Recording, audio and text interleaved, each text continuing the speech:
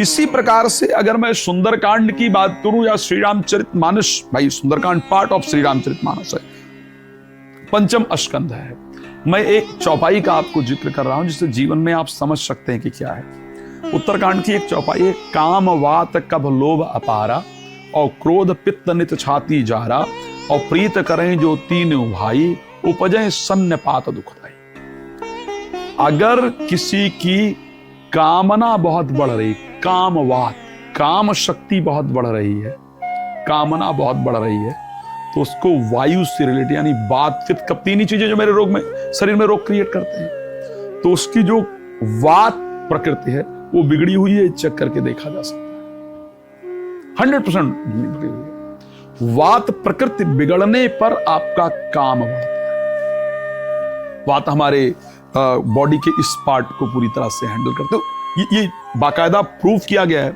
इस बात को मैंने ऑस्ट्रेलिया में रखा था, एक डॉक्टर ने बाकायदा उसको प्रूफ किया कि ये सत्य है। ये इसी प्रकार क्रोध अधिक जिसका बढ़ रहा हो, उसको बहुत गुस्सा आ रहा हो, बहुत क्रोध बढ़ रहा हो, तो उसका जो पित्त प्रकृति है वो डिसबैलेंस होगी, निश्चित डिसबैलेंस होगी, तो उसका क्रोध की जो प्रकृति है वो बढ़ती है। काम बात कभ लोभ अबारा, जिसका लोभ बहुत है, मेरा मेरा और मैं वाली परिस्थिति है, उसका निश्चित रूप से कफ प्रकृति में उसके डिसबैलेंस हो। और ये गोस्वामी तुलसीदास जी ने श्री रामचरितमानस की एक चौपाई के अंदर तो जितना भी रिसर्च, एक एक चौपाई अमृत की तरह है।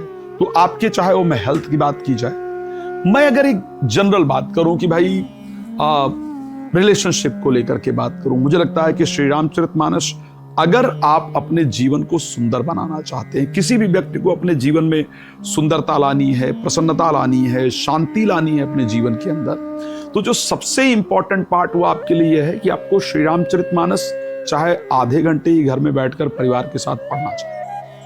अगर परिवार के साथ कोई बैठ करके रामायण को घर में पढ़ता है तो मैं ये कह सकता हूं कि शायद उसको वृद्धाश्रम में नहीं जाना पड़ेगा, वृद्धाश्रम के अंतर्गत उसको नहीं जाना पड़ेगा, ये सच्चाई है।